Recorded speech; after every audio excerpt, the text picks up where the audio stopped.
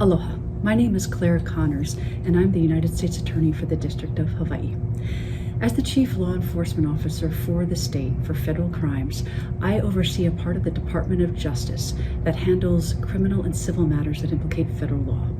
On the criminal side, our office prosecutes federal crimes with the following types of victims: child victims, victims of human trafficking, which include sex and labor trafficking crimes, victims of identity theft and other fraud and financial crimes. Our victims also include federal officers who are assaulted or harmed in the course and scope of their work. Our office also works with the relatives of victims and those who are harmed by those committing federal crimes.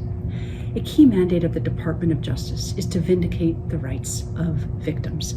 For this reason, many of the crime strategies of the department have adopted more victim-centered approaches. This is especially true in the case of human trafficking crimes, where victims who come into the criminal justice system need services at the very moment that they come into the system.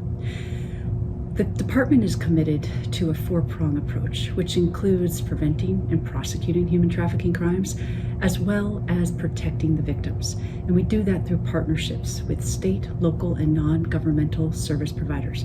Again, because we are committed to ensuring that when victims come into the criminal justice system, they receive the services they need to be supported in their journey through the criminal justice system. As prosecutors, our office generally gets involved at the time an offender is about to be charged. Specifically, our victim specialists ensure that victims receive the following types of information: when and what charges are filed against a suspected offender, the custody status of the offender, the scheduled dates of any court hearings, dates when offenders are scheduled to change their pleas, a notice of a guilty plea or verdict after trial, when and how to provide a victim impact statement, when a sentencing hearing is scheduled and how the victim may participate at that hearing, the outcome of any sentencing, and if a person is committed to the Bureau of Prisons, the inmate's status, notice of when the inmate is set to be released, and any information on any restitution order that might be ordered by a court for the victim.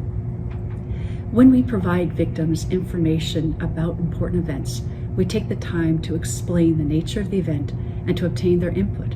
We address any of their concerns, we answer questions. We understand that the criminal justice system can be very overwhelming, and it's important that we explain in plain language what victims can expect and what events mean.